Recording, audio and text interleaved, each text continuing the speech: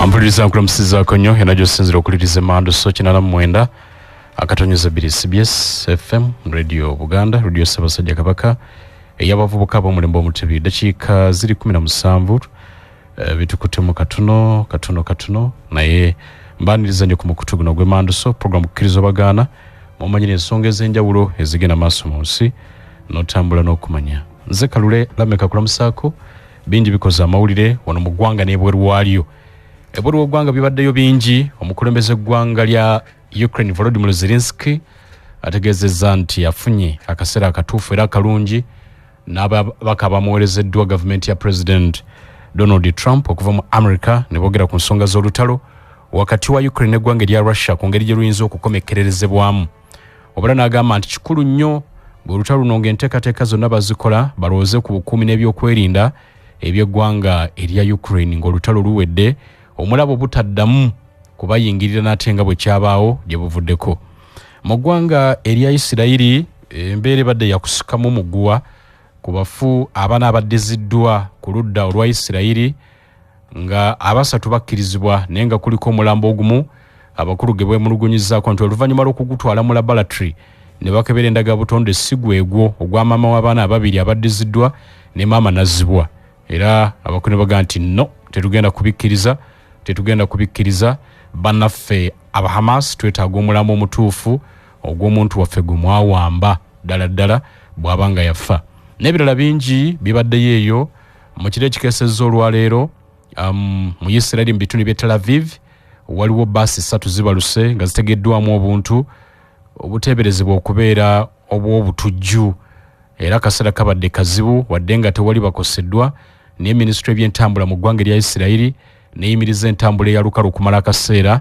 bannamagye basirikale abapoliisi n'abalala ne bayungulwa okwaza entambula zonna eza lukale si nnyonyi si baasi si gaali za mukka zonna ne bazaaza okukakasa nti bannansi Abayisirayiri tebabeera mu kaseera ka bulabe mu mbeera bwetyo gye babaddemu ng'eya baasi zitandise okubaluka mu ngeri eyo n'ebirala bingi bikoze amawulire wano mu ggwanga n'ebweru waalyo ne bwe tuddako wano ewaka era bingi ebibaddewo Retired Dr. Kizza Besigye olwaleero agguddwako mu butongole emisango egy'okulya mu nsi olukwe aleeteddwa ku kkooti wali Nakawa era badde wamu ne banne Obed Lutale ne munnamagye gwe babagalira nabo ne baggulwako emisango gino era kaakati gijjiddwa mu butongole mu kkooti ey'amagye ne gizzibwa mu kkooti ez'abantu ba bulijjo era Besigye ne banne babazizzaayo ku mmere ruzira okutuusa ng'ennaku z'omwezi 7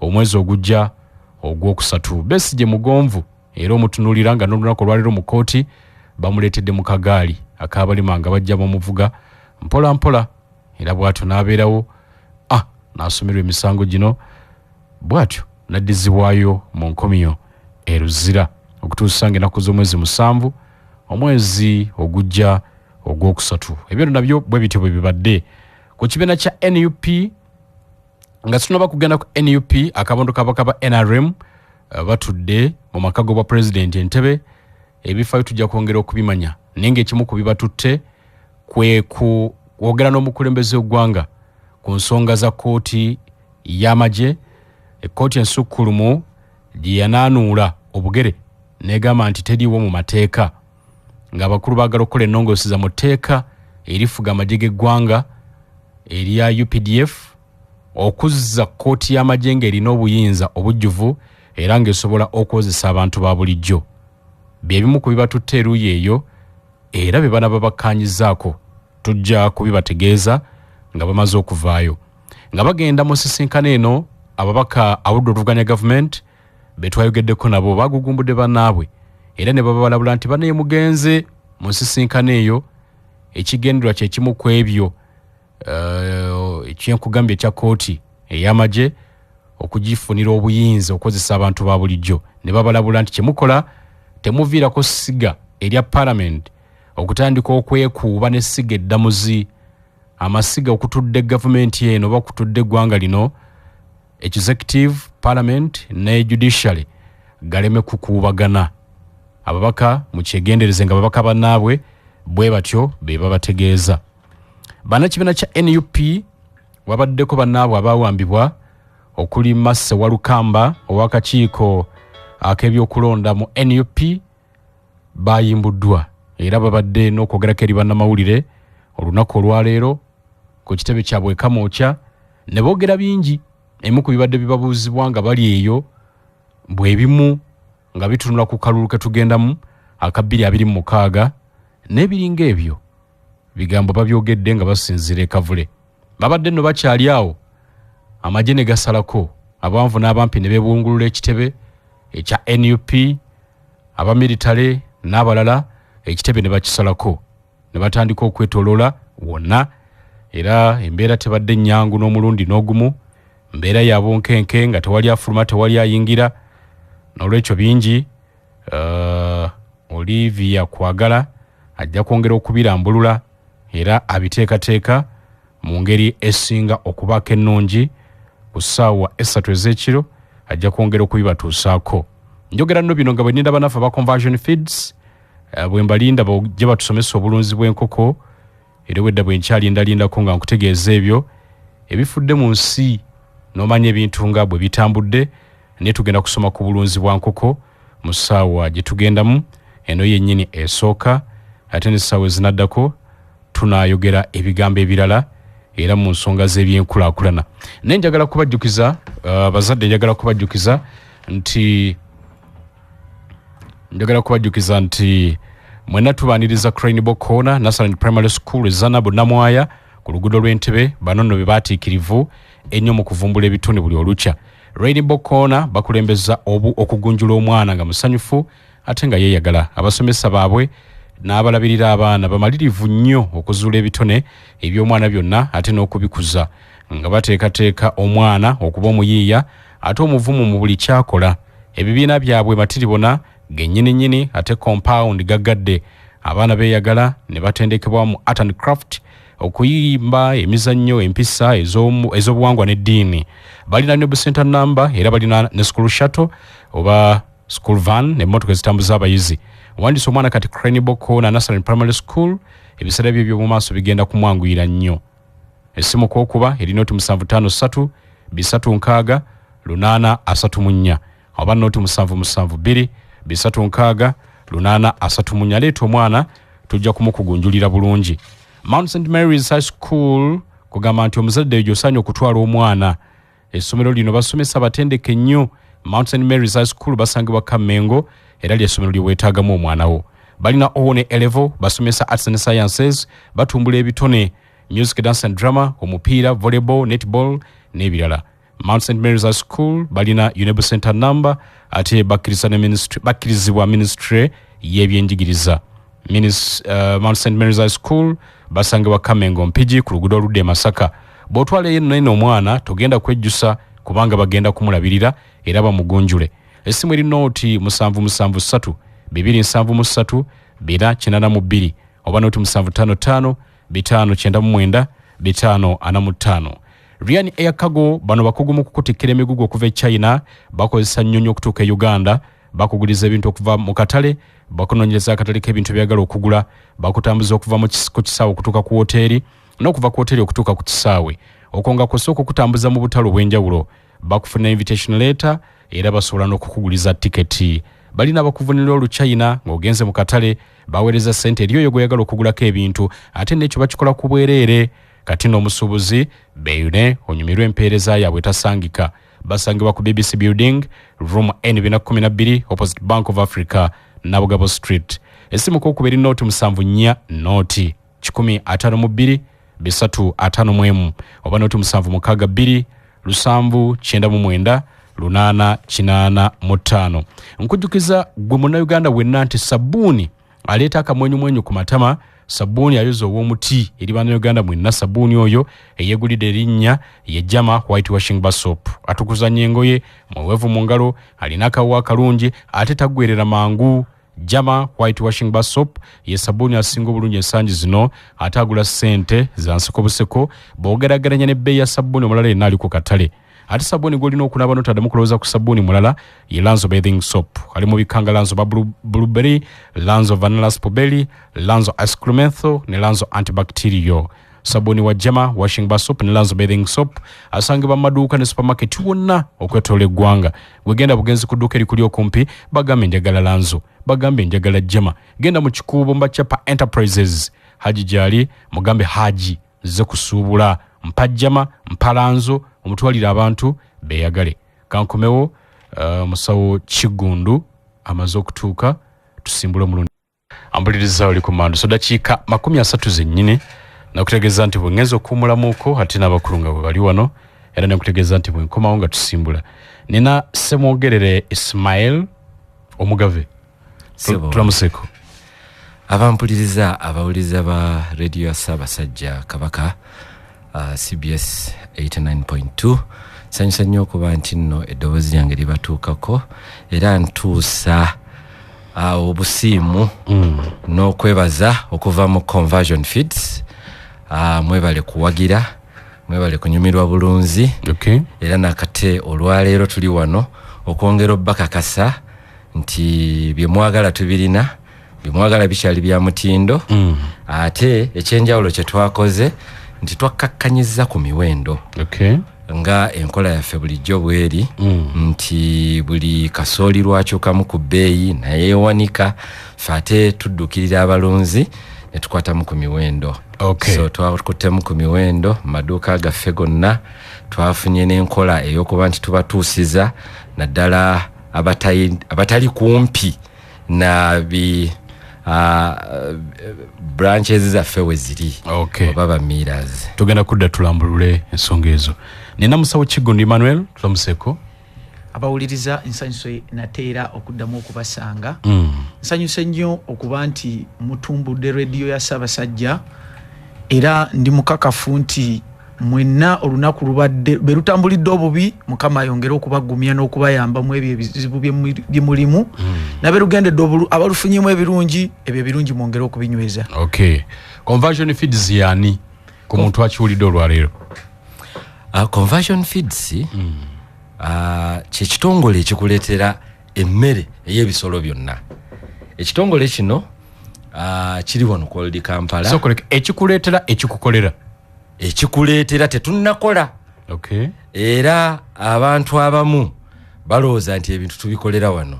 Naye okuuma omutindo gwabyo tukyabireeta. Mubijja bweru. Tubijja mu nsi gye bayita Belgium. Ate nga Belgium ekakasibwa ku kintu ekiyitibwa quality era mu Europe bagigeraageranya na Germany ku mutindo olw'omutindo. Essebo. So ebirungo bino tubijja Belgium kati bwe tubituusa wano kisinza ku kirungo ki ky'osiimye okukozesa okujja mu Conversion Feeds. Kwa tulina ebyenkoko, tulina ebyente, tulina n'ebyobusolo bwa emo buno bwategeera ennyo nabyo obusongolo omumo ekintu ekifaanagana bwe kityo. So emmere eno yonna tugireetera mu bulungo n'ogattamu ebyaffe ebya wano n'otabulira ekisolo kyo oba enkoko yo n'ekyo n'ogiwa era nva mu field abalunzi badde banninamu ennyonta nsibye munnakawuka omwo nga ntereeza bizibu by'abalunzi munnayo omulunzi agenda n'afuna akantu katonotono ne kamweraliikiriza ate bojja nga mulunzi munne n'okamutereereza kubanga Conversion Feeds tukkiririza mu expert advice for responsible solution nti nga tonnaba natugulako mmere weebuuze funa okuwabulwa bwe banga enkoko zo zirwadde tuyite tujja kujja oba tukubira essimu tujja kunnyonnyola. Ate conversion okwawukana n'abantu abalala abatunda ebintu nga bye tutunda ffe tuli balunzi kati ekiruma omulunzi kiruma ffe. Bw'oba oyogeraganya n'omulunzi munno muyina entegeragana gye mutuukako mubeera n'ekibagatta ebizibu ebikuba ewuwe bye bikuba ewuwe. Bwe mukama waffe awo juzi yagenda n'alwaza enkoko ebusiika eyo naye nga kyayitamu nange kyempitamu n'omulala kyayitamu n'enkoko kyeziyitamu n'enkoko kyeziyitamu ne tubeera nga tuwanyisiganya era ebizibu tubivaamu ffenna tubivuunuka ffenna kyekifuula Conversion Feeds ey'enjawulo. Ekitegeeza mutuusa birungo okuva ebweru w'eggwanga naye temutuusa mmere ekoleddwa bweru wa ggwanga. Ekyo tetunnakituukako. Muleeta ebirungo. Ampuliriza oli ku Mandu Sonko jjukiza nti MTN ekugamba nti mukwano genda osasule fees z'omwana ng'oli wonna w'oli totawana nti kutambula lugendo si yagukodde eno ddeeri sasula fees z'omwana ng'ozisasulira awo w'oli ebintu bitambule bulungi oli ku ssimu yo w'otuddeawo gusukuma fees z'omwana oli mu mmotoka takisi odda waka sukuma fees z'omwana oli ku dduuka sukuma fees z'omwana nyiga *165 *8 *165 *8 awo nojja kulondawo school pay bolonda school pay goberera emitendera osasule fees z'omwana mu bwangu era bw'onomala okuzisukuma bwoti ogenda kutangaza emikisa gyo egy'okwewangulira fees w'omwana wa mwaka mulamba mwaka mulamba osasudde ttaamu emu nga bakusimba omwaka mulamba ng'odigida endala ng'ozikolamu ebirala enkola n'obukwakulizo bigobererwa MTN tugamba nti bwe tubeera wamu tubeera unstoppable nkujjukiza nti buli muzadde anoonya ekyo ekituufu kinene era kyekituufu Light College Katikamu lisangibwa Wakiso mu district eyo nga wakava Kachiri ku Kidda Gobero Trading Center somo lyadde ne boarding arts and sciences abasomesa batendekere ddala omwana bamulambika mu by'okusoma byeyeetaaga n'ayita mu bulamu obw'ensi eno ey'okuvuganya n'ebyemikono babikola nno omuli okusiga langi eby'enviiri bakery okukola juice computer laboratory library bijjudde ebyemizannyo MDD ne security eri gulugulu okuwandiisa kwatandika dda ku Light College Katikamu bali Wakiso district Kachiri okyamira ku Kidde Gobero Trading Center okumanya ebisinga obakubire ku noti 752 47 noti 6 25 oba noti 772 47 noti 6 25 bagenda ku ofisi zaabwe e Kampala ku Aponye City Mall omwaliro gw'okusatu edduka namba 0 mukago ba room namba 6 Light College Katikamu ojja okubasanga era bagamba nti abalala babanga basobola nawe osobola bwana semwogerere musangibwa wa conversion mu Kampala wano conversion feeds tusangibwa ebitundu ebyenjawulo mu Kampala naye ekitebe kyaffe ekikulu kiri ku Old Kampala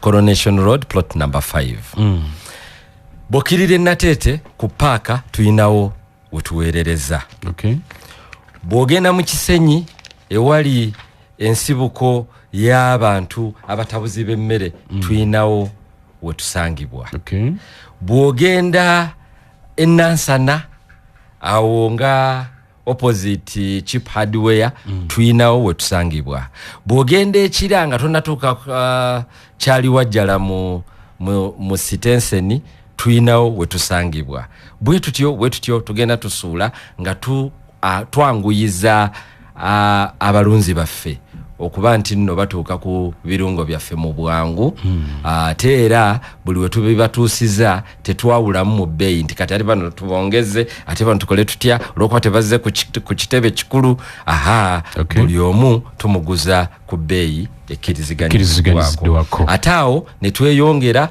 ne tugenda mu Eastern tutambula ne tugenda e Mukono ne tuve Mukono ne tubeera ne Rugazi ne tuve Rugazi ne tubeera ne Jinja ne tuve Jinja ne tubeera ne Iganga tuve Iganga tubeera ne Mbale ne tubeera ne Busia ne tubeera ne Soroti ne tubeera ne Tororo awo Eastern ne tugigumiza ne twambuka mu North tutandikira Matugga w'obulenzi ne tugenda atawo wakati awo omukulu ono Emma yafuna Mamba nafuna n'abantu abalala mu Luweero n'ayiringita Nakasongola n'ayiringita Mijeera agenze Elira agenze Eggulu eyo nayo tuyinayo bannaffe n'ebitebe abantu kwe basobola okufunira emmere ago matwale ga Kigundu matwale ga Kigundu nno musajja munene nnyo abuna ensi yonna ate musawo abalunzi gwe bakkiririzaamu ennyo nti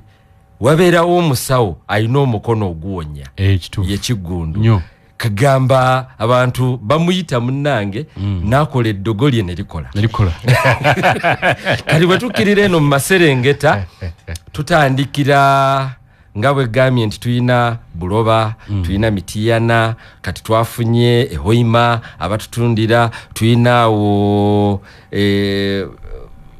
waliwo awo we bayita wanewa Fajiru Mandi bayitawo linnya ndyerabidde awo nawo tuyinaawo abatuuze ne tukkirira ku lwe Masaka lwa West tutandikira ddala Mpigi ne tugenda e Buwama ne tugenda e Masaka ne tukkirira e Ibanda Mbarara Kabaale wonna mujjudde tujjudde kati enteekateeka yakutandika Fort Poto ne Kasese nenga Rukunjiri n'abatawuliza nnyo era bwajja n'agamba nti abaaye wano tubawulira naye tetunnabafuna awo we tutandikira nga tujjumbira nga tubatuusaako obulungo bwaffe. Obadde tugambye nti obadde mu balunzi gy'osiibye biki by'osanzeeyo? Nsanze ebirungi n'ebitali birungi. Ebirungi byensanze ti abantu emmere yaffe ekyabakolera ekyo kikulu nnyo. Nsanze ng'abantu babadde bava ku kulunda olw'ebbeeyi ya kasooli eyeekanamye. Naye ate era olwaleero luno lwennyini mbadde wa mukisa okujjukiza abalunzi abamu nti kasooli yasaliseeko ku bbeeyi. Kati omulunzi bw'omugamba nti akalungo tukasaze ebbeeyi ne kasooli yasalisa ebbeeyi, essanyu ly'abanoonye erisingaawo liba lirala. Naye nvuddeyo ng'abalunzi basanyufu.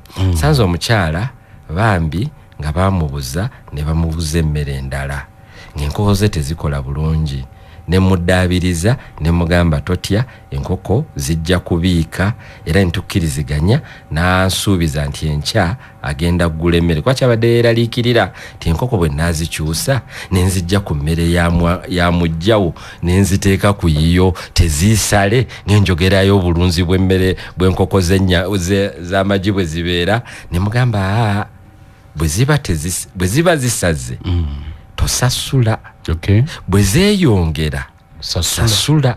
Ne mulekera ensawo 2 mpeyo n'akasiimo bwe zeeyongera. Akasiimo sijja kasaba naye essanyu lyange liba mulunzi okulaba nti ennunda ye eteredde era afunye akaseko ku matama olw'ekirungo kya Intraco ekireetebwa Conversion Feeds. Abe kyatera okugamba nti ekirungo ekitabula emmere y'enkoko.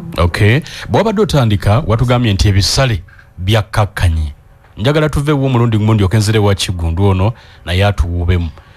Semwogerere olugenda nti ebisale ku bintu byammwe mwabikakkanyizaako. Byakkakkanye bitya? Byakkakkanye okusinziira ku bungi bw'omuntu bw'agula. Agula ensawo emu tumukwata bubwe, agula ensawo ennyingi tumukwata bubwe, aludde ng'atugulako tumukwata bubwe. Mu bimpimpi buli nsawo twagisazeeko omutwalo mulamba, waliwo ne betususaamu ku mutwalo. Kati nno omutwalo ogw'ensimbi ogujja mu nsawo emu ey'ekiro 5. Omulunzi abeera musanyufu era n'omulimu agwenyumirizaamu guba gutandise okutandika okuba nti nno gy'alaga alabayo. Birungo nga ki bye twogerako ebiva mu conversion? Tulina ebirungo bya broiler. Tulina broiler 5% atandika enkoko ez'ennyama n'azikuza n'azimaliriza nga wa 5%. Ne tubeera n'ekirungo kye tuyita broiler 35%.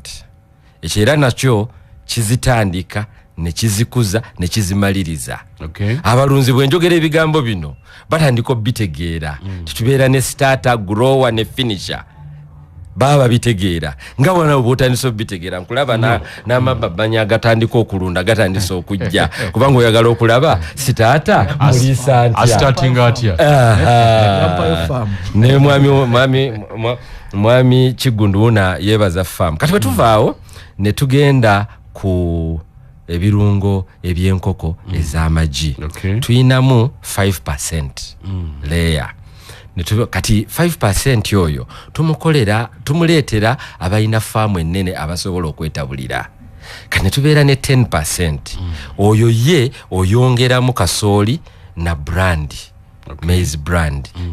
N'otookamuko ne ku soya, n'otabula emmere ebisolo byo ne birya bulungi. Ne tubeera n'owa 20% layer. Ye oteekamu kasooli, brand na lime byokka.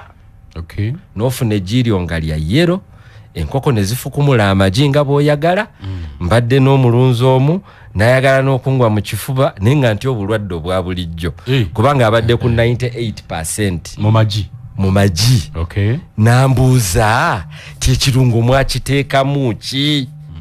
naye nga ezemboozi tubeera tuziwulira mu balunzi b'enkoko abakozesa intraco bwe tuvaawo nga bogambye nti Mwami Kigundu ajja kunnyonnyola biri naye ate twaleese enkola oba twaleeta enkola ey'ente katukomewo tugenda kutandika nayo ampulirizo oli kumando so nenga tuwumula nekino ekibuzo kantisomere ddala Lubalita Mwesigwa agenti mbuliza omukulu oyo nti enkoko nina kugiriisa kyenkanawa oba njiriise mmere ki okusobola okubiika ejje ery'enjuba ebbiri oba lubalulyo aganti ye Lubalita Mwesigwa ampuliriza oli kumando so njagala kukujjukiza nti tulina banafa ba conversion feeds tutunulira nsonga za bulunzi bwa nkoko abakulu bawulire nenga situnabakudda gye bali njagala kukujjukiza nti ng'emiti emito giri mu katyabaga olw'emize gisusse n'ebbula ly'emirimu ow'ekitiibwa Joseph Kawuki awa abazadde amagezi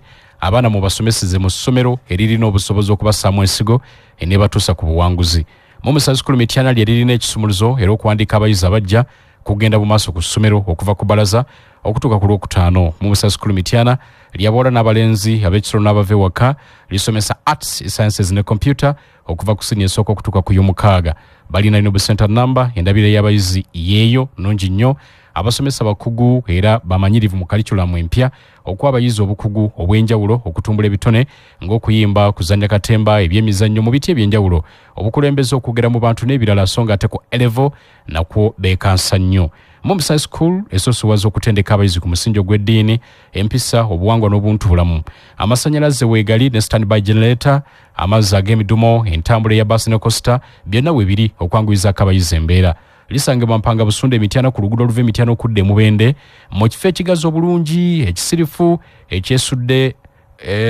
omugoteko gw'ekibuga okumanya ebisingawo bakubireko abamu mu Musasi School ku nooti 772 68 52 75 oba nooti 7 nooti emu 25 77 26 MTN ekugamba nti ng'osasula fizi z'omwana nkujjukiza nate totawaana kugenda kumala buddeeyo nti otambula oyonoona transport ate simanyi ogenda kuyimirira mu layini gwe tuula wonna wooli kwata bukwasi essimu yo kozesa enkola ya MTN Momo kwata essimu yo gwalina MTN niga *165 *8# *165 *8# lodawo ekigambo school pay bw'omala okunola school pay sasula fizi z'omwana wo ate omala okuzisasula mukwano ogenda kufuuka munnamukisa ayinza okuwangulira essaawa yonna sukulu fizi z'omwana wo za mwaka mulamba olaba bw'osasula ttaamu emu n'obukana za mwaka mulamba mukwano nyiga *165 *8# osasula fizi z'omwana wo ng'osinzira w'oli MTN tuga nti enkola n'obukwakkulizo bigobererwa MTN together we are unstoppable nkujjukiza Forest Resort Rweza ekyo kifo kirungi omulimu gwabwe kukakasa nti bw'ogendayo owummula omugenyi waabwe ogendayo nga toyagala na kuvaayo kubanga ekifo kikakkamu kisirifu empewo yeeyo eva mu kibira n'ejjanga eyambuukirira bweti balina swimming pool nungi balina children's center ey'abaana mwe bazannyira balina emmere eyawano bafumba eyawano n'ebweru w'eggwanga balina ebisulo ogenda ne weebaka n'okera ku makya ng'obunyonyi bwe bukuzuukusa kasawundi ako okamanyi obunyonyi bukaba bukuzuukusa nti waye bukedde naye ng'oli ogenze kuwummula eyo Forest Resort Lweza balina buli kimu oyagala okuteeka mukolo gwa ngeri ki genda ku Forest Resort Lweza byenjogerako noyinza okugamba nti njubisa negenda ku kibanja kyabwe www.forestscaperesort.com teekamu awo olabe ekifo bwe kifaanana makula meereere obulamu bugenda kunyumira ng'ogenzeeyo ate buli Lwakutaano nga luno babeerawo da live band n'omuyimbi ow'enjawulo ne bakukuba omuziki Forest Resort Lweza basangibwa Lweza ku luguudo lw'Entebbe nga tunatuuka ku mafuta ga gaasi ng'odda ekajjansi genda mukwano okwatagane nabo obulamu bunyume bakubire ku ssimu eri nooti 7 nooti 8 bitano 21 995 oba nooti 778 333 496 nga tudda mba conversion kankujjukize nti Tropical Bank bakugamba nti mukwano balina salary loan funa loan y'omusale etaliko musingo etuuka ku bukadde 305 ate ng'ogifuna mu ssaawa 48 zokka Tropical Bank ekyo yokka yekikola nyumira omuwendo ogusinga obulungi ogwa wansi okuva ku bitundu 15 n'obutundu 9 ku buli 100 ng'osasulira mu bbanga lya myezi 89 gyokka ku Tropical Bank bakyusa obulamu bwo ne batuukiriza ebirooto byo. Kyalira ettabi lyabwe lyonna oba kuba ku ssimu y'obwereere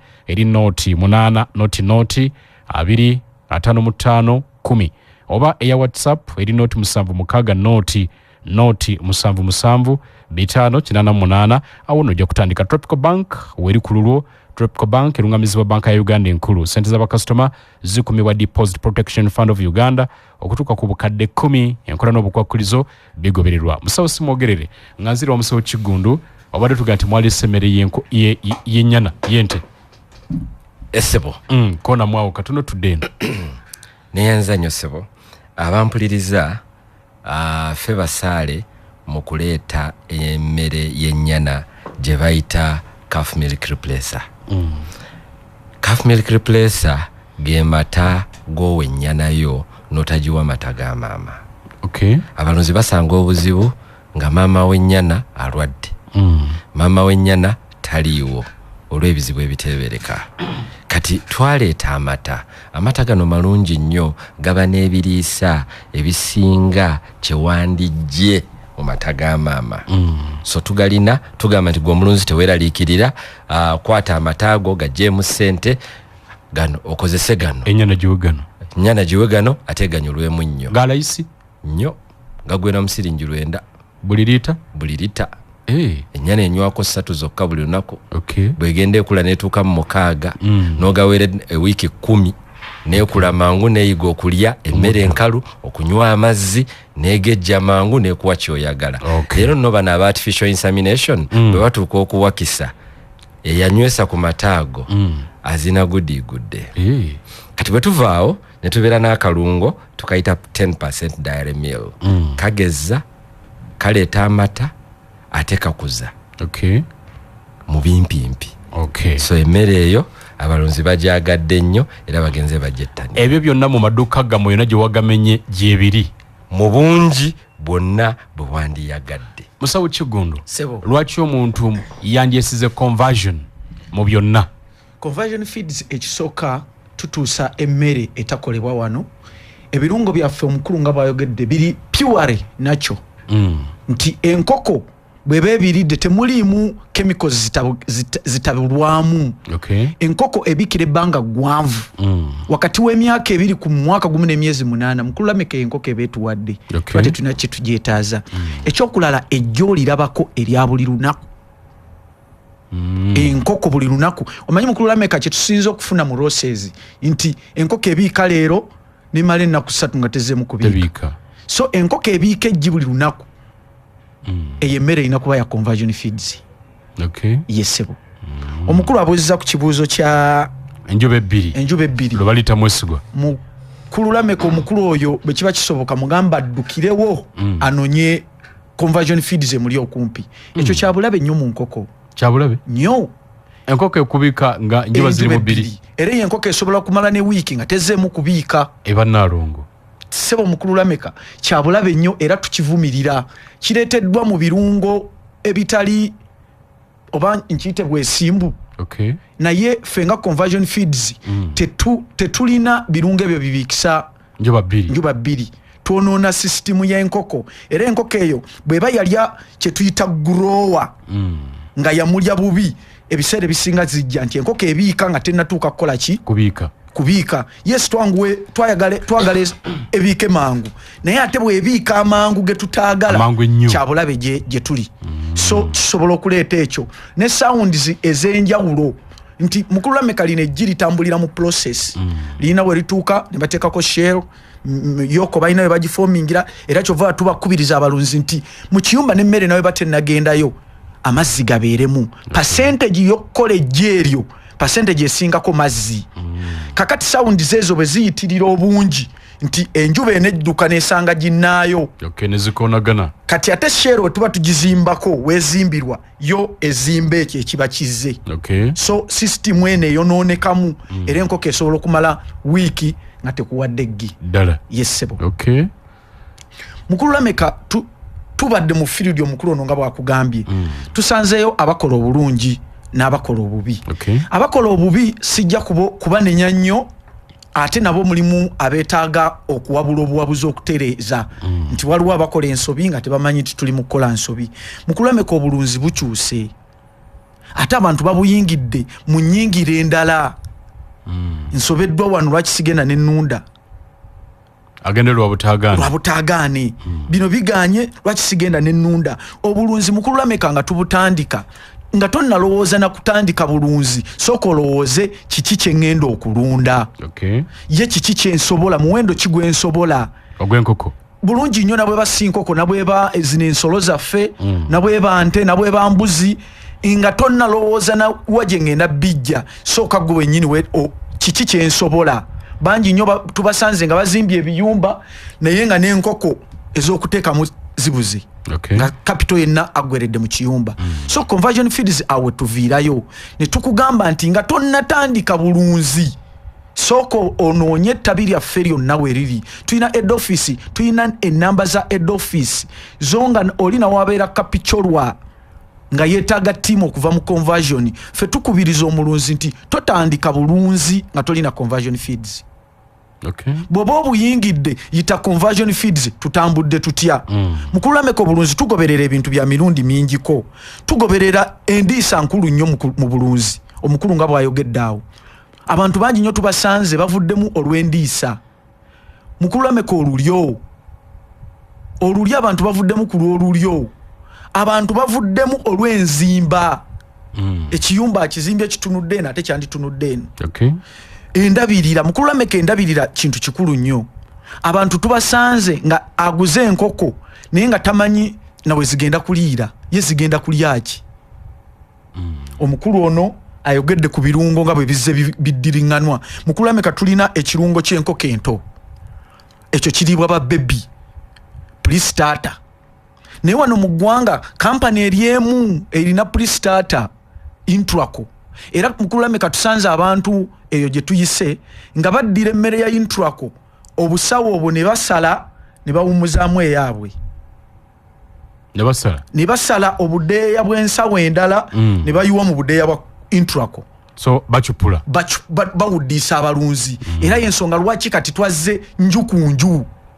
Tumanyise omuntu akalungo kaffe bwe kakola ne bwe kafaanana nawalina okukajja. Ne baba ba agent si baffe bano omukulu nga baba bamenye betuwe emmere ne baba kuluna kawuka load. Abalunzi baffe tubagamba akamere kaffe kasangibwa wagundi era katundibwa ebbeeyi bweti. So abalunzi bavudde nnyo mu bulunzi olw'ebicupuli n'obufere. Mu kulameka abantu bavuddeko ku ndiisa eri ey'omutindo. Enkoko eno buli wootagiriisa ndiisa gy'olina giriisaamu obulunzi oba obuvuddemu. Tusanze gye tusanze nga omulunzi baba bakugambye nti tabula bwoti ye n'agamba emmere eno ojja kuntwaza nnaku 5 ate nze njagala ya nnaku 10. N'abyonoonamu n'agaziyaamu. So enkoko eno yo teyinza kugaana kulya naye kulinda wali. Gwansaba eggi ddala byendidde bikuweesa eggi. Gwayagala ntundibwe ku weeks 5 nga nina obuzito bwe buti ddala byewampadde binzikirizibwa okuvaawo.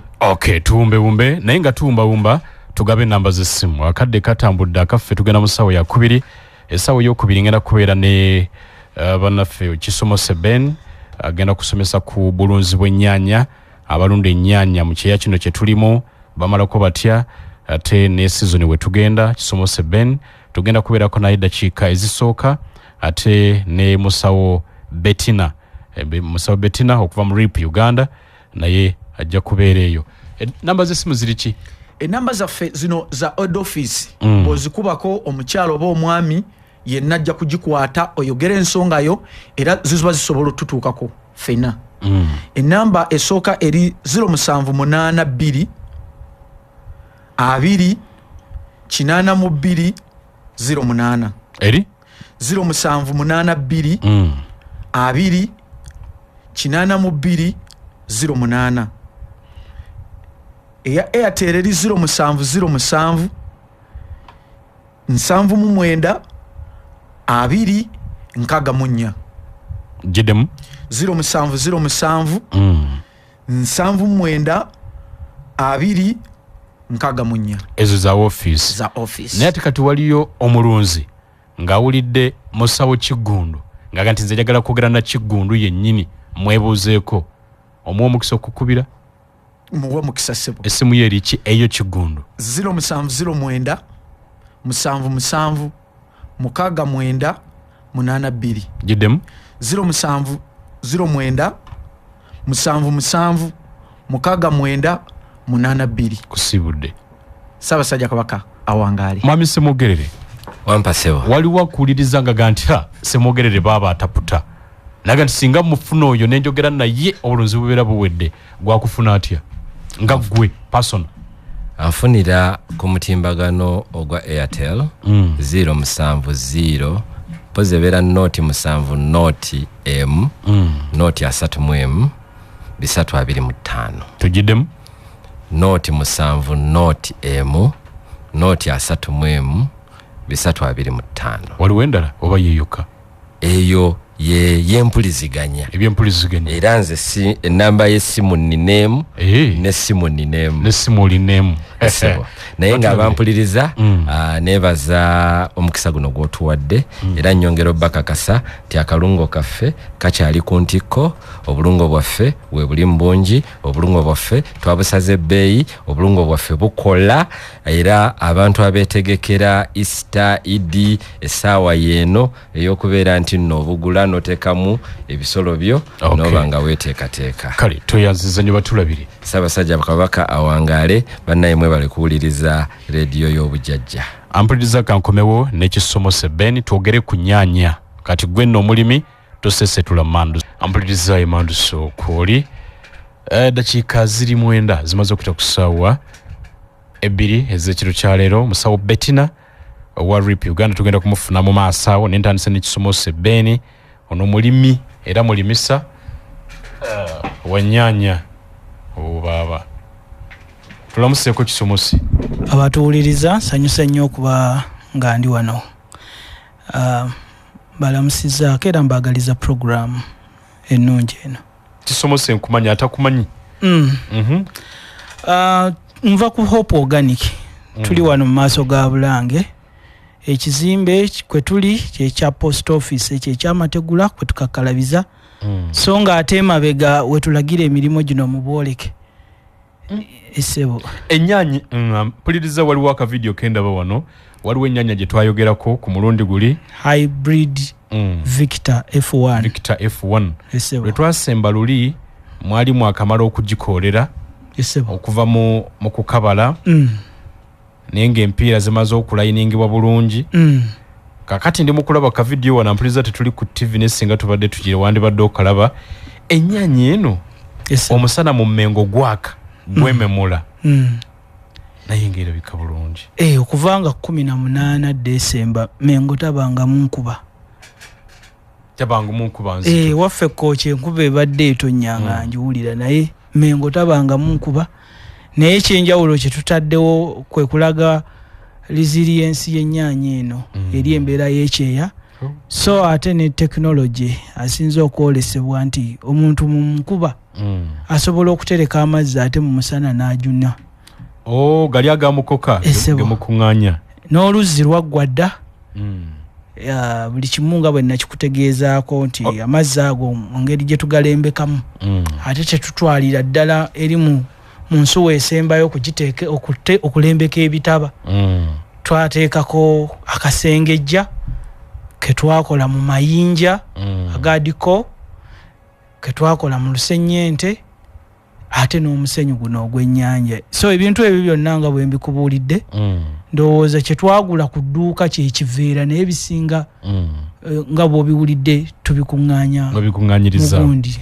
ennyaanya eno ampuliriza kati kanjogere ku kyendaba wano nti mpanvu egimusa ewanvuye naye ate omuti ndabamu gumu na gumu naye ate zonna ziraga zambuse ziri mu bbanga si zakutaka nti bazaaliridde ebisubi nga we buli mu bintu ebirala ekintu kyonna ekirina obulamu bakitraininga so tugitendeka n'etambula nga etunudde waggulu naye nga tugiyambako giwembera wakati awo wootalaba obuguwa bwekwesaawo era bwe bugiyambako jambukusa engeri gye ziri mu straight line. Exactly. Bosibye erudda n'erudda. Exactly. Ngibaze. Ebaze nali nkusuubizizza nti ennyaanya eyo egenda kuvaako ennyaanya 200 buli kanyaanya oba buli nyaanya eriko tugitunde tugitunde nusu 5 tufunemu omutwalo ku buli kikolo. Naye kati ndaba ennyaanya ezisinga ziriko ennyaanya ezisoba mu 300 kitegeeza nti ffe tajeti twagiisaamu dda kye twali tuteekateeka. Kati nnyaanya ekikolo ky'ennyaanya okubanga kiriko 200 ye tajeti gye twewa. Naye nga n'ennyaanya eno tugaana nkubadde ewammwe eyo ennyaanya yakagula 3 ku 5 batunda 210 kati kyenneewuunya oba 310. Kati ffe ate twa projectinga nusu 5 yenjawulo eriwo. Netugamba kakati ayina ennyaanya 200 ku kikolo bw'oba wateekateeka kutunda nusu 5 ne bw'ogisanga ku nusu 2 sente z'ofuna zisigala zeekubisaamu emirundi 4 okuva ku ziri z'obadde okola ki z'obadde wasuubira. So ennyaanya eno wasimba fuuti okuva kubanga ndaba amabanga wakati gakyalimu okuva gyeyimiridde okuva ku line okudda ku line waliwo fuuti meka okuva ku line wali 5 okuva ku line kudda ku line ezo fuuti ziri 5 so okuva ku nnyaanya okudda ku nnyaanya oba ku kikolo ziri fuuti 2 yesebo mu buli kinya wateekamu obunyaanya bumeka kubanga ndaba wonna bwakutte ekutte ate era ekyakwatira ddala eryo kkubo lyolaba tujja kutuuka okuyitamu nga twewaganyaamu bwewaganya kubanga egenda kubunduka ekutte kubanga ate eno wansi zikuza te waggulu ekyamulisa bumulisa bwetyo bwekola ng'abalaba ebijanjala ebiranda ti wansi kisobola okubanga kyengedde waggulu waliwo ekisemberedde waggulu ekikagga ate waggulu kimuli. So bwetyo n'ennyaanya eyo weetambulira kyova olaba nti tusobola okwakiivinga ennyaanya ezisoba mu 3 ku kikolo kimu olw'ensonga nti neekaakati tukyagiriisa tusobola olina omukisa nti space gye twagiwa n'enteekateeka oba system kwe twagiteeka ekusobozesa ojjongera ku bigimusa obutali ku nnyaanya ziri ndala. Ogifuuyira buli ddi ndaba zonna zijjudde eddagala? Ntutte ennaku 15 nga tofuuyira? Nga sifuuyira esebo. Kati buli ddagala likyakutteko? Likwatako bulungi ate nga liri organic era abantu abalima ennyaanya ndowooza ekika kya Noldox bakimanyi bulungi. Yekyo ekika ky'ennyaanya kisole ky'eddagala erisinga okuwangaalira ku kikola ekyo. Kaakati eno wano weeri waziringa esemberedde okwengera za bbanga kizino? Leero zikongodde ennaku 52 tubulayo ennaku 8 okubanga tugenze mu katale. Tuze ennaku 8 ziweza myezi kubanga zikulira ennaku 6. Esebo nga wali walwawo okukola model garden kubanga neteekateeka ekintu kiwa obudde kubanga nalina okugezesa ennyaanya eyo sizoni zinnya okutuuka ogitwala ku katale. Kati twakiwa obudde era twagala ky'omukisa ekiriwo nti buli kintu ekiri ku nnyaanya eyo kiri quantified obungi bw'amazzi bubale. Era nsobola okubuulira omuwendo kati nti ennyaanya okuva lwe twagiteeka mu ttaka okutuuka kati yakanywa liitaazi z'amazzi bwe ziti. Ekirala mmanyi omuwendo gw'ekigimusa okutandikira ku kya nakavundira nga kalimbwe n'okutuuka ku kino ekyokuyiwako obuyiyi ekyobuweke buli kimu kiri quantified. Kyova olaba nti twagala nnyo omuntu ajje ayige ekikolo ky'ennyaanya kimu alina kiteekako ssente mmeka buli ddi. Bw'ogamba nti olima si kirungi kumanya kibangirizi ky'ogenda kulima, kirungi n'omanya omuwendo gw'ennyaanya ogenda kusimba bikolo bimeka. Kubanga buli kikolo tukitaddeko omuwendo gwa mutwalo gwe twagala okijjako, naye ffe mu kukiteekako ssente mu kiyinjekitingako ssente tukiyinjekitinzeeko 374. Kati ekyo kitutwala mu ngeri yatalina maanyi tagwa ddalu. Okola ky'osobola. Kola ky'osobola. Oba eddalu lyo likusobozezza bikolo 10 gye mitwalo 37,400 gy'ogenda okukozesa ogyewo akakadde. no ebikolo 10 ebikuwa akakadde kati bwova wano noga nti 10 nkisesetudde njagala 10 ngogendera mu miliyoni 3.7 emeka mwena nofuna obukadde bwokko nofuna obukadde 10 omanyi waliwo ekintu kye batannabakolako kunoonyereza mu Uganda bizinesi y'ebyobulimi omuntu nga yeteeseteese bulungi nga bw'ogiraba enteekateeka eyo we wantu w'osigira siringi seemu nofuna siringi 3 magoba negekubisa ekyo nno bizinesi ntono obukoze ng'omulimu so si kumala gakola kutuusa mukolo essimu gy'okutte weba ya 5,000 okugifunamu 5,000 emirundi 3 ekyo si kyangu wano Uganda osanga zigoba nusu mutwalo 3 wotadde 5 naye mu bulimi wooteekamu siringi seemu nga weebaze bulungi nga wakutte bulungi n'ebiseera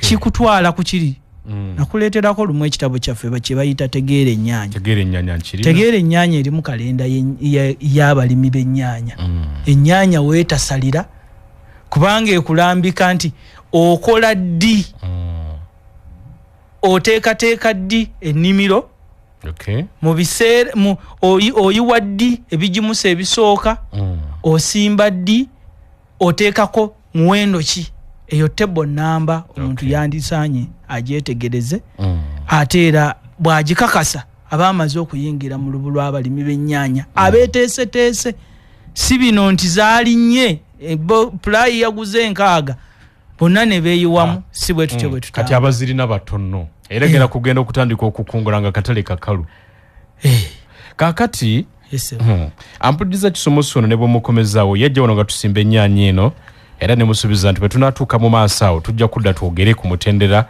oguddako ennyaanya eno eri wakati mu Mmengo wano ku luguudo Kabakanjagala wano emabega wa posta emabega wa posta ku Washing Bay eri Kyengulu ekyemmanga yes kakati wano weeri ndowooza omulimi ayagala okulima ennyaanya yeetaaga okujja n'atunulako omanyi bw'oliisa ku maaso ogera n'ekifaananyi ekyewuwo nomanya nti njagala n'eyange erabike ng'eri gye nasanze ku faamu waliwo n'ekintu kye njagala okukubiriza abantu nti twesanga nga abantu abalina passion mu kulima ate be bajja bokka mu misomo naye ate omwana shamba boy amulekayo naye ate ono ayina obusobozi obuteekamu ssente asobole okuinstructinga omwana ono kola ate ye tajja naye kyokka nga ate omwana yaleera bizinensi ye yagenda okuba ku nnimiro kati nkubiriza abantu nti gwe yenna ateekateeka okujja ate nojja wekka nabo oba weekozeeko obulyaza amaanyi kubanga gwe ebiseera byo byonna obeera mu meeting obeera mu kuziika obeera bize naye ate gwe n'otegeera ate ng'oli gwolekedde omulimu takoze eki tategedde kyoyagala ggoba kakati kubiriza abantu nti omwezi guno ogutandika ogwokusatu ennaku z'omwezi 14 lujja kuba lwakutaano 15 lujja kuba lwa mukaaga 16 lujja kuba lwa Sande tuyinawo omusomo ennyaanya ezo ze zikulembedde mu mboozi yaffe naye ate si ze ziriwo zokka tutaddewo omuntu wakolera enteekateeka ey'okukungula amazzi ng'oluzi bwe kutegeezezzaako yes kubanga kati abali ku bisaalusaalu kati be beeyagalayagalako era gwosanga alina ku nnyaanya be baabeeyagalayagalako naye omuntu yenna asobola okubeera n'amazzi ebbanga lyonna ne bwaba wa ku lusozi nga wano gano okozesezza mukoka yekka yenjawulo eyo eriwo ekirala katono nnyo ng'ogenda okulambulula awo ennyaanya zino ziri ku bwagaggavu bwenkana ki awo waliwo decimals 27 kwezi enkulu kubanga zirimu emitendere gya mirundi 2 waliwo ate ziri ezisemberedde ezitandise okusuula obusoggo kuleeta obumuli kati zonna awamu wana ennimiro eri kuyika mmeka awo wonna wali decimals 87 zeyika mmeka ffe tumanyi byali kati oba osemberera busemberezi kuwera yika obagenda kuwera yika kuba decimals 10 zikola yika kati zino decimals 87 so bado tuganti osobola okuharvestinga amazzi osobola okwekungulira amazzi n'obwoba oli ku lusozi ku top kubanga kitegeeza nti oba oyina amazzi enkuba bw'oba okoze enteekateeka enkuba bw'etonnya amazzi ogaliidinga gadda mu kinnya naye enkola gye tukolamu ekinnya sayansi oyo omuntu gwasaana okukola ki okulaba kubanga amazzi gano agazze nawankubadde gazze n'emukoka n'ettaka na biki naye ojja kwesanga nga amazzi gano eno gye gasembera bw'ogasena bwoti mu giraasi kizibu kya gaawula n'amazzi g'osinye ku taapu oba okitegeera nga gamaze osengejjebwa tugayisa mu system yali badde ng'ey'ensulo kyekyenjawulo ekirala abantu bajje balabe ku byennyanja abantu bajje balabe nti omuntu ku kapoloti akafuuti 2 kwana asobola okulundirawo ebyennyanja ebiweza obukadde 8 ebyennyanja nawano weebiri sebo nagamba jangu olambuleka ndi mu kkubo jangu olambule ebyo tewali bibuuziza wano emirimu gyakakajja nkwatamu n'essaawa yonna ntuuka kakati kiki kye twagala okuteekateeka nti omuntu ono twagala kuggyawo ekizibu kino ekibaddewo nga ettaka lifuuse ettaka omuntu abeere n'ettaka nga ttono naye asobole okuli optimizinga kubanga ku kidiba ky'ebyennyanja kino ojja kwesanga nga kuliko ennyumba y'enkoko waggulu waakyo pembeeni waliwo ennyumba y'enkoko ennyumba y'enkoko kalimbwe bwagwa mu gundi mu kidiba kino sayidi eri ojja kulaba nga ate agaggawaza mmere kigimusa ekigimusa emmere y'ebyennyanja planktons kubanga kalimbwe waagwa mu nnaku ntono nnyo olukonge lubaawo n'ebulala bu water weeds ojja kubusangawo kakati ate ekyennyanja we kisinga okweyagalira we kinaaba kyagala amazzi agannyogoga nga kigenda eri wansi mu kisiikirize ate nga kisobola okudyawo okufunayo kyekiryayo enkoko ziri waggulu magi wansi byennyanja so side zinyanya side zinyanya ate amazzi agava mu byennyanja tugaddamu ne tugadraininga ne gaddamu ne gafatigating ennimiro kati omuntu ajja kujja wali afuna ekiru yategeere nti Uganda zabu ogambye nti omusomo gwa 14 Friday 15 Saturday 16 Sunday ogwokusatu ennaku zino lwe twava wali ng'ogamba abantu nti mujje mulabe ku bwereere mulambule n'omusomo gwa bwereere omusomo guno si gwa bwereere naye kugirako ekimu eky'obwereere nti buli muntu ayisaamu essimu n'agamba nzija oyo tumutegekera saketi y'ennyaanya ya bwereere ey'ekika kino ekya hybrid victor saketi erimu obisigo bumeka saketi erimu ensigo 5 kale tegeereza bw'obanga wayiwa ensigo 5 buli nnyaanya neebanga ekuwadde mutwalo bukadde 5 oyo tumuwadde amagezi n'entandikwa omusomo gwa mmeka omusomo gwa mitwalo 10 gwa mitwalo 10 omusomo mitwalo 10 gwa mitwalo 10 kuli saketi eyo oboze lwakutaano mitwalo gyo 10 oboze Saturday mitwalo gyo 10 oboze Sunday kyoyagala ne bw'okuba essimu n'obooking saketi yo ebaawo yo saketi ya sente mmeka saketi ya mitwalo 4 kitegeeza omusomo abaguyingiridde mmeka mitwalo 6 kakati aba booking okujja musomo bakuba kuki bajja kuba ku nooti 7 5 nooti 43 era 43 esembyayo 54 giddemu 0750 43 era 43 esembyayo 54 kakati ennima eno nakubadde ennyaanya eno y'Abadaaki naye tetwagirimye mu nnima y'Abadaaki twagirimye mu y'Abayisirayiri kuba Abadaaki tebalina mbeera ya budde mbi naye wano embeera y'obudde gye tulina yeru nakubadde tusobozesa naye twagirimidde ku tekinologiya wa mu Isirairi. So twagala nnyo omuntu ajje afune okwefumiitiriza bw'alaba ekintu kino tukimuwe n'ekibalo bw'aba yagadde aveewo n'ekitabo kuba n'ekitabo ekyategeera ennyanja nakyo weekiri.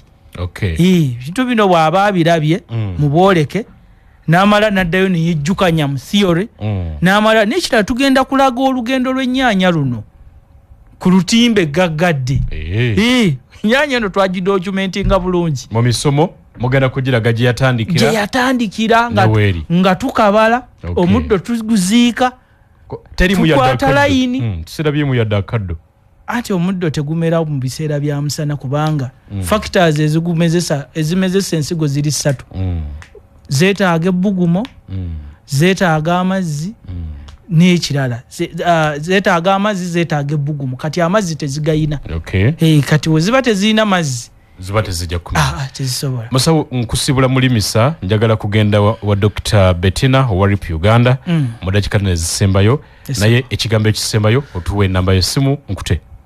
Ekigambo ekisembayo njagala okubakubiriza ngamba nti omukisa gwokka gwe tulinawo gwe mukisa gwokka gwe tulinawo mwami Karole Lameka nti gwe mulundi ogusoose omulimisa okwogera kumpewo ng'ayita abantu bajje balabe ebintu bye bakola banga abantu bonna abasinga abazzi bayita abantu ku misomo mwana wattu ate baba si balimisa kati jangu olaba omulimisa ekintu kiyina njawulo ki negimu giba mu woteeri egisinga gibeera mu maholo wano muli mu nnimiro kati tuli mu bukole kyembategeeza mujje mulabe kye bayita ennimiro ey'omulimisa musobola obulungi okukopperawo. Jagala okubateresa ennamba eno noti 750 43 era 43 esembya ya 54 neyanziza nnyo ssebo neyanzeege kale batulabira mpuliriza katumulemu bwe tuti katono nzije ne Musawo Bettina RIP Uganda tugere enkoko ampuliriza oli kumanduso program kirizo bagana esawedo ya 2 bwavu mpologoma tuva mu nnyaanya kati ate tugenda mu nkoko nate n'aba RIP Uganda. Musawo Bettina ndi naye naye nga sinaba kugenda wa Musawo Bettina njagala kujjukiza nti I&M Bank ekugamba nti mukwano efaayo nnyo eri obulamu bwo kola byonna ng'otaasa obulamu bwo tereka nabo ensimbi ku matabi gaabwe ag'enjawulo Kingdom Kampala balina Entebbe balina Jinja balina Arua balina Kawempe n'olwekyo yonna genda okwatagane nabo bakuterekera ensimbi zo bakuwola ensimbi bakuyambe mu nsonga za ssente mu ngeri yonna kwatagana ne I&M Bank ogenda kulaba ng'obulamu bukutambulidde bulungi. Gavumenti ya Uganda ng'eyita mu ministry y'ebyobulamu etegeeza bannayuganda mwenna nti okutandika n'omwezi ogw'omwaka guno 2025 egenda kutandika okugema abaana omusujja gw'ensiri.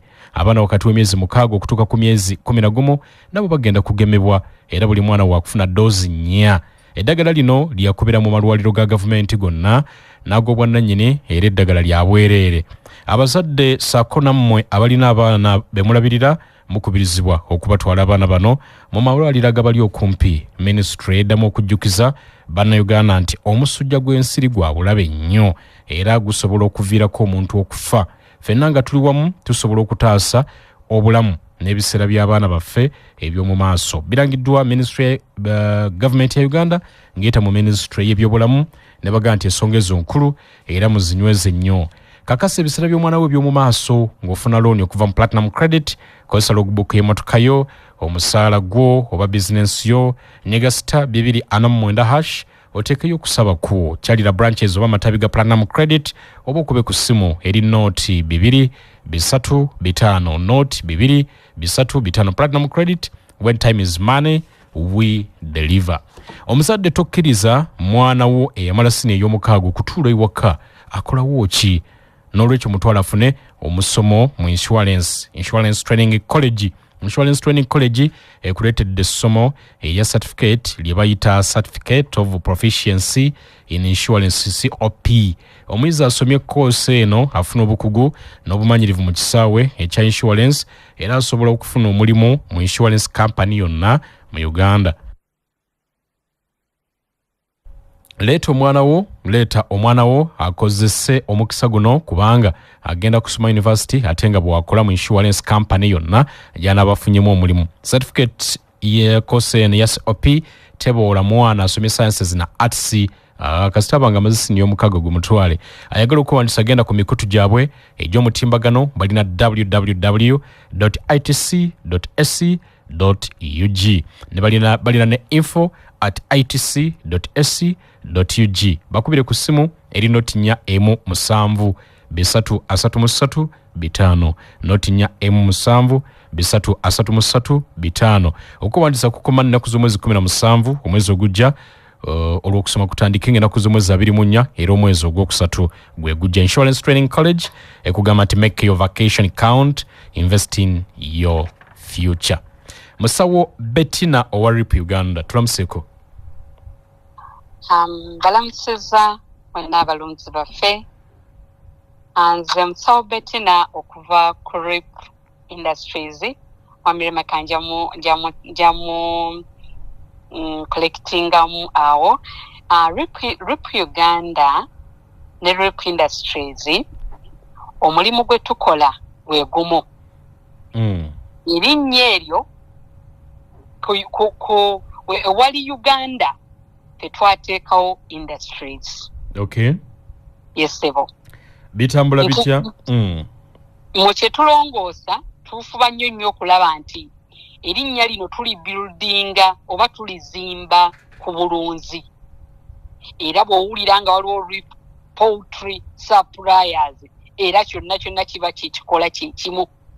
RIP tuzimba balunzi. Okay. Era twetoloolera ku bulunzi. RIP muli ludda wa wamusangibwa?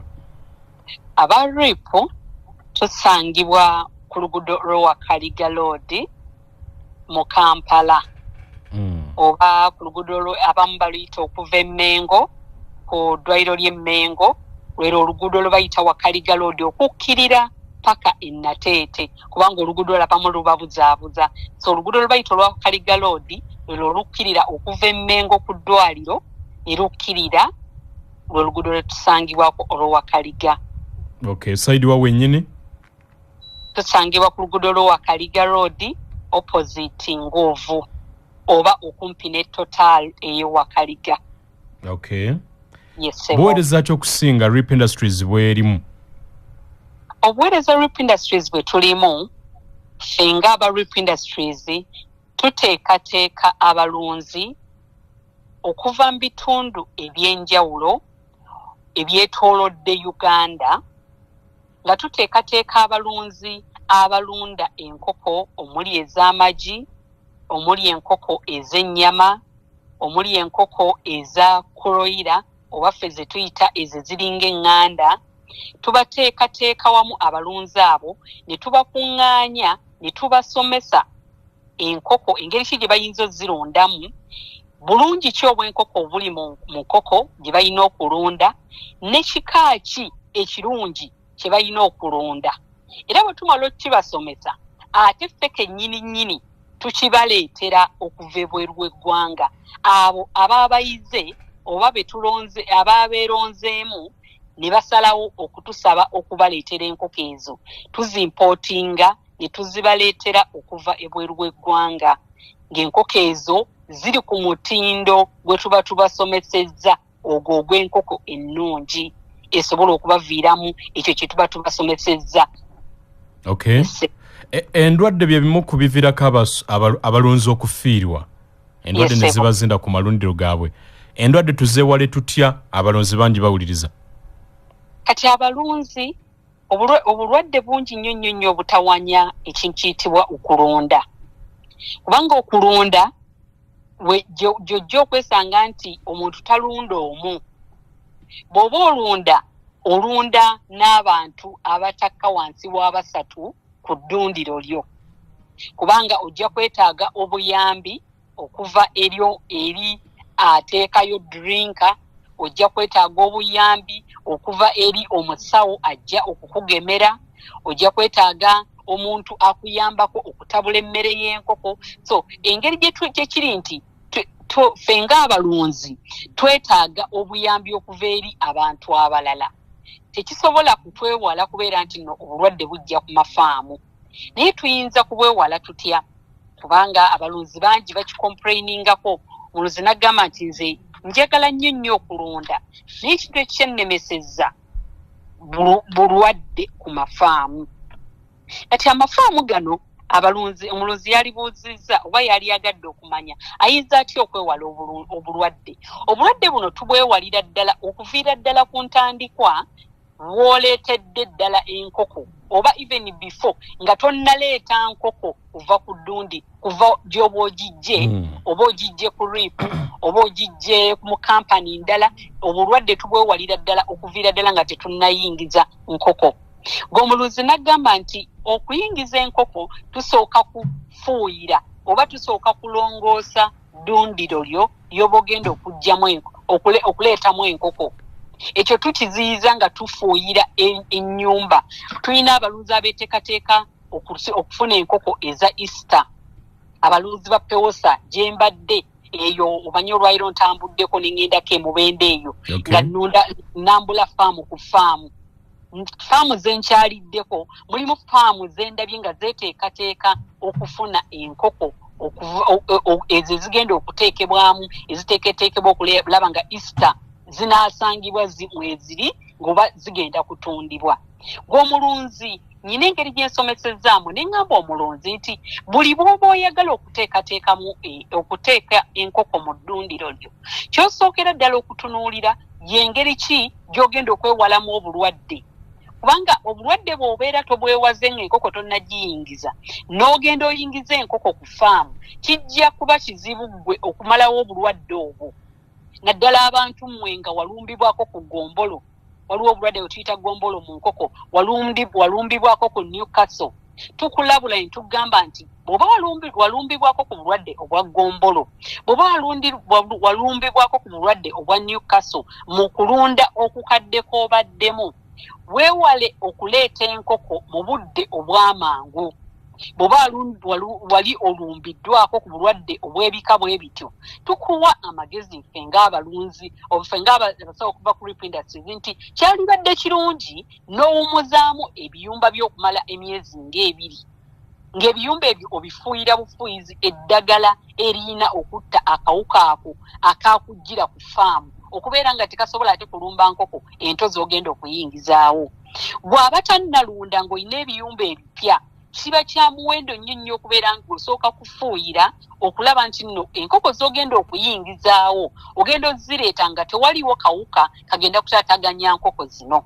Ate gwe omulunzi bw'osangibwa nti ng'olredi obadde olunda naye ate n'olumbibwa obulwadde ate abo bangi kubanga bo nti balunda naye ng'ebiseera ebisinga bakolera mu nsobi ez'abantu abatwetoolodde be tulunda nabo oba abatuyamba ku malundiro gaffe.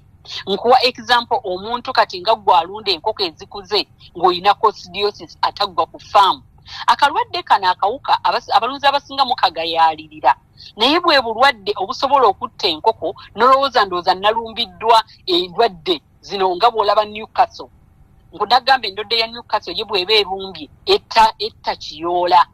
Naye ate bw'oba olumbiddwa coccidiosis n'osanga nti coccidiosis oyo sayini za coccidiosis abamu muba temuzimanyi nti kubeera nga olaba ekiyumba kiba tekitoberera obutakoma, enkoko zifulumya kalimba oyo ow'amazzi atakoma, kalimba alimu akasayisayi, kalimba alimu ka brown akatakoma, kalimba alimu kacooku ak'amazzi. So bw'osanga nti obulwadde obwo tebuggwa ku faamu yo kati kano ke kaseera okubeera nti weekwata abasawo okuva ku Rip Industries. Ekisooka tukuyambe mu kujjanjaba obulwadde obwo. Ekyokubiri tukuwe ku magezi engeri ki gy'oyinza okuyambibwamu okubeera nti obulwadde obwo buggwa ku faamu yo. N'ekirala gw'ate atasobodde kujja ku Rip Industries waalyewaza otya obulwadde obwo nti kiba kya muwendo nnyo okubeera nti okuuma obuyonjo mu ddundiro lyo, okukyusa amazzi. Abalunzi mubeera ne faamu zitutuuka ku mafaamu nga nnyini faamu tabeerayo, nga nnyini faamu ajjayo lumu mu wiiki ajjayo lumu ku Lwakutaano okuva ku Mande paka Lwakutaano talabikangako ku faamu. Naye mmwe abavubuka oba abaana abayamba oba abasawo abajjumbira okujja ku mafaamu g'abantu mubalabule okukyusa amazzi gano gakuriyetinga oba gazaala obuwuka buli bwe galwa mu binywerwa enkoko buli bwe galwamu gafuna emmembe gakuriyetinga oba gazaala akawuka akaleeta olulinga nga lubutto ogenda otuuka mu biyumba by'abantu nga percentage esinga omwana ateekamu amazzi ku makya bakama be banaatera okukomawo olw'eggulu oba abamulabiriza baba banaatera okukomawo olw'eggulu n'alyoka akyusa amazzi. So mufube nnyo okulaba nti musomesa abantu abo engeri gye bakyusangamu amazzi mwewale akawuka ke bayita coccidiosis. Ekirala nja kukoonako ku mmere y'enkoko. Emmere y'enkoko mulabe nnyo. Katukomewo omulundi gumu tuzinge n'endiisa y'enkoko tukizingero. Ampuliriza Emmanduso kwoli tukyalina mu Sawo Bettina okuva mu Rip Industries tutunulira bulunzi bwa nkoko. Wetuvudde nga tumaze okwogera ku biwerako omuli n'engeri y'okwetangiramu obulwadde. Musawo badde okyatugamba emmere, njagala emmere tugikwasaganya omulundi gumu n'endiisa y'enkoko mu ngeri y'okufunamu amagoba nga zikula bulungi ate n'okubika zibike bulungi.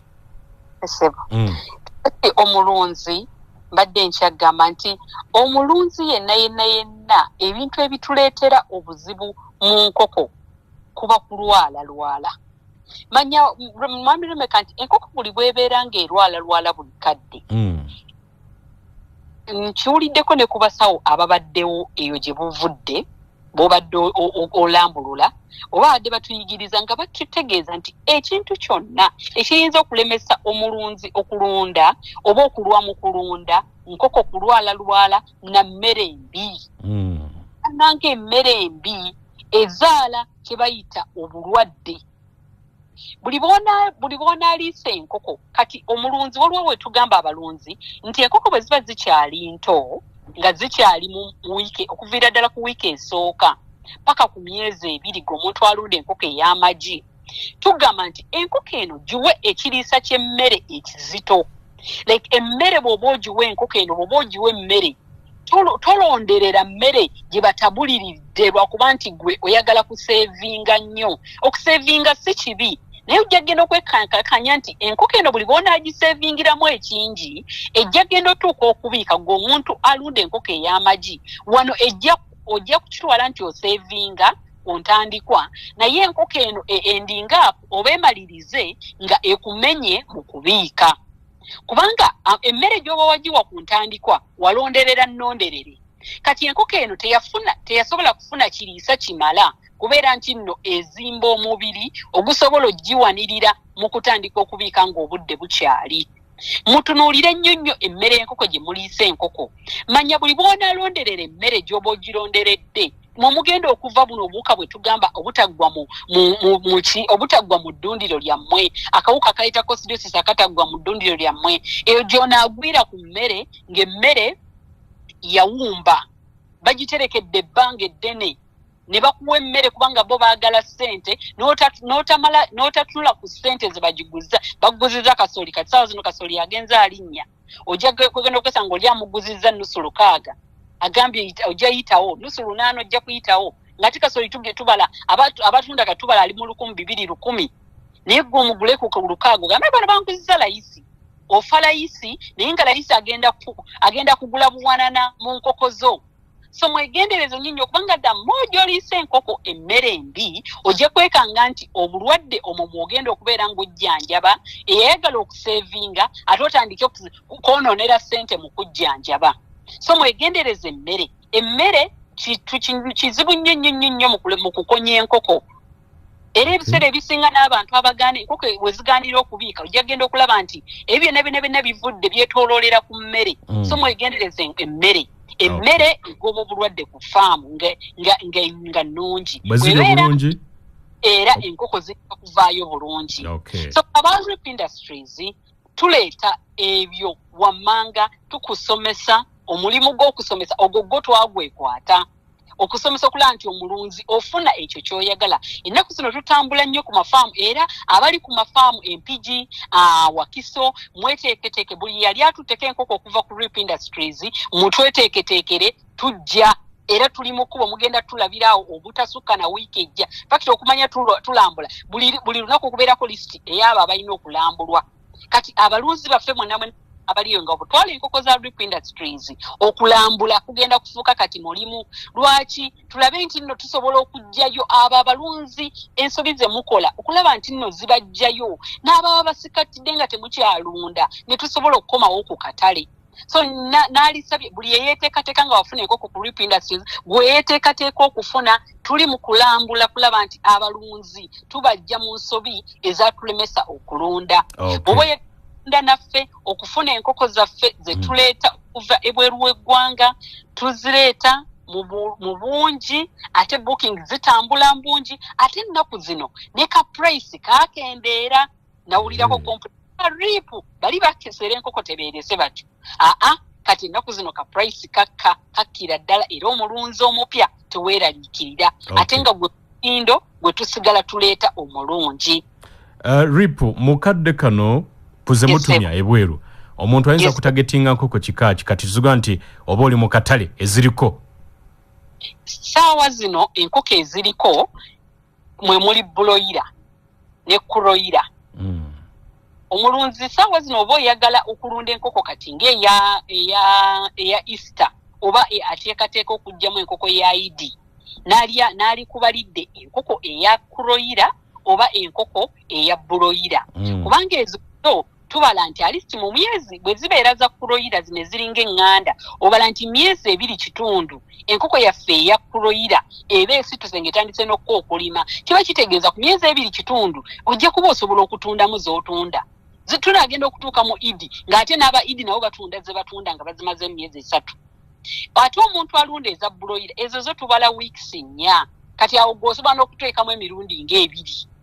Oli wadde kubanga enkoko buli bwebeera ng'evaamu bukyali oda zaffe omuntu oba otaddemu mbwangu era oda yeefuluma mbwangu kubanga zigobereko omutaje Rip balwisaamu nedda oda zo bw'oba otaddemu mbwangu era ziviirayo ddala mbwangu kubanga enkoko omuntu yalisaanye n'ateekamu naddala enkoko z'ennyama ng'abala obudde obw'ennaku enkulu enkoko eyo weesobola okuvaamuko kasente akategeereka. Naye omuntu w'enkoko ey'amagi saawa zino ffe tubala emmere bw'ebeera waggulu tuteekamu bw'ebeera wansi tuteekamu ate bw'ebeera waggulu era olw'olumu tusigala tulunda kubanga tumanya akaseera tekaba kawanvu ate emmere neddamu nekka. Enja okusomesa okulabula omulunzi nti ne bw'oba oteekamu weeteeketeekere okubeera nti enkoko z'ogenda okulunda ogenda zirunda nga weeteekateeka ebisookera ddala nga bwenda budde mbulwadde kubanga tewali kintu kijja kulemesa kulunda nga kubeera nti enkoko ndwadde. Enkoko ebeera lwala n'okulunda kujja kulema. Musawo Bettina tukusomesa yeetaagisa. Musawo Bettina essimu yammwe eriki aba Rip Industries abaagala okubakubira essimu eriki? Essimu yaffe bw'oba oyagala okumanya ebisingawo ku Rip Industries okumanya booking zaffe zitambula zitya neetaaga nti obuyambi ennamba yaffe ey'essimu osobola okuba ku 077 3 92 7 25 giddemu ennamba ya ssimu eri 077 3 92 7 25 oba ey'okofiisi osobola okuba ku 0 7 5 8 7 6 6 8 49 nayo giddemu 075 8 7 6 8 okumanya ebisingawo okuyambibwa mu by'obufuzi nze byannema ebyange byagaana amuzi tuzirambula ate ne tusigala era nga tukya followinga bw'abantu enkoko zaffe okuva ku Rip. Musawo nga tumaliriza eddakiika ziggwayo naye abali mulimu gw'enkoko bangi naye olowooza lwaki omuntu yandyesize RIP Industries? RIP Industries omuntu lwaki yali gyesize okusookera ddala RIP Industries tumanyi nti omutindo gwaffe tugoberera ekyo kye tuba tukuleetera mwaka ku mwaka era nga tumanyi nti RIP Industries bw'olwawo okulemererwa mu ngeri yonna RIP Industries edduka mangu okulaba nti ekuyamba abasawo tubayina mbujjuvu abasobola okuyamba ndi lumu ndireeta abalunzi abamu betuddukirira akuwe ku bujulizi nti nalwazaako lumu enkoko naye ku lunaku lwennyininyini lwe nalwaza enkoko ba RIP Industries bannyambirawo ate ekirala enkoko ya RIP Industries enkoko eziresistinga oba tugeze nnyinza kinnyonnyola nti yenkoko yaffe ne bw'ebeera erwadde egumira embeera ate esigala bwe ziba zibiika zisigala zibiika enkoko ya RIP Industries abagimanyi nti ne bw'ebeera erwadde yenkoko ejjanjabika nti ne bw'ebeera erwadde esigala erumba esigala ebiika kizibu nnyo nnyo okuggyako omulunzi ng'aluddewo giraba ate ekirala ku RIP Industries nti tulina customer care bannange customer care eri ku balunzi okubira ddala ku mafaamu okutuukira ddala ku offices zaffe omulunzi bw'afuna enkoko yaffe teyejjusa okuvira ddala ku ndabirira n'amadagala gye tukuwa n'omutindo gwe tulemeddeko okuva omwaka ku mwaka gwe gutukumidde endo yesebo musawo abantu njagala kati obawe enamba yo gy'okwata gwe mwennyini ng'oli bw'akuba agenda kufuna musawo Bettina gy'okwata gwe mwennyini gy'oba basomera omuntu bw'aba agenda kufuna musawo Bettina osobola okunkubira ku namba eya 07 73 92 7 25 enamba eyo eri ku WhatsApp yesebo osobola okutextinga musawo n'akunnyonnyola oba n'asobola okujja okukuyamba kuba kati ennaku zino musawo yeetuukira giddemu ogusembayo nkute bapewoosa bentuukirire bannange mbatumidde olwaleero tufunye okusomesa okulungi giddemu ogusembayo nkute ennamba eno eri 073 92 7 25 Katonda kuume. Amina tweyanza nnyo abatuulirizwa. Ampuliriza program bwetu bwetambudde musawo Bettina kuva mu RIP Industries ebigambo bwatyo bwabikubidde era ndowooza obiwulidde bulungi na bonna gye twatandikidde programu eno mbeebazizza. Tugenda mu mawulire n'Olivia Kwagala mukyala lutalo mu bwatyo amaze okutuuka. Katonda abakuume. Ssaabasajja Kabaka.